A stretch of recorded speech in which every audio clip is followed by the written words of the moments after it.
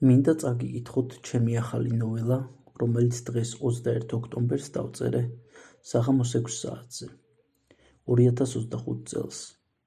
სათაურით ღმერთს ჯერ კიდევ ახსოვს მიწა. ქუჩის ბოლო სახლში ცხოვრობდა ერთი მოხუცი კაცი. მისი ნამდვილი სახელი არავის ახსოვდა და ყველა უბრალოდ ელის ეძახდა.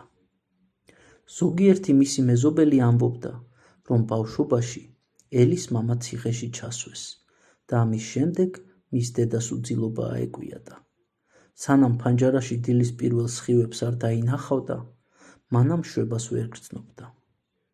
ერთ დღესაც მზე უბრალოდ არ ამოვიდა დედის ფანჯარაში და ის მარადიულად გაიყინა.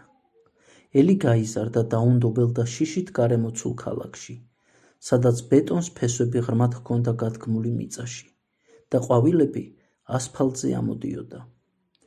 ასეთი შეუგუებლობით თითქოს დედამიწა კიდევ ცდილობდა სუნთქვას.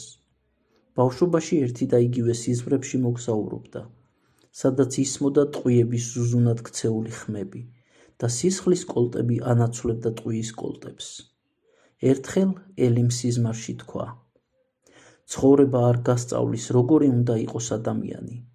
ის უბრალოდ გიჩვენებს გზას, თუ როგორ გადარჩე. ელი ღამით ხშირად განმარტოვდებოდა ხოლმე ბეტონის დანგრეული ხიდის ქვეშ და დასცქეროდა დედის ფოტოს, რომელსაც არავის ანახებდა. ელის სიღრმეში ღრმა სიჩუმე ჩაბუდებულიყო. ყოველ აის 9 სართულიანი კორპუსის სახურავზე ეგებებოდა. ხედავდა, როგორ იწვოდა ბავშვობაში ნაშენები ხიდები, რომლებიც მისმა საყვარელმა ადამიანებმა ააგეს. ხედავდა, როგორ იფანტებოდა კვამლში ყველაფერი, რაც ოდესღაც სიყვარულს ჰგავდა და მაინც ამ ყველაფრის ფონზე ერთი ხმა ახსენდებოდა, მშობლიური დედის ხმა და თბილი, ნათქვამი სიტყვები: შვილო, თუ ფოთლები ასფალტზე ისევ ეცემა, ესე იგი ღმერთს ჯერ კიდევ ახსოვს მიწა.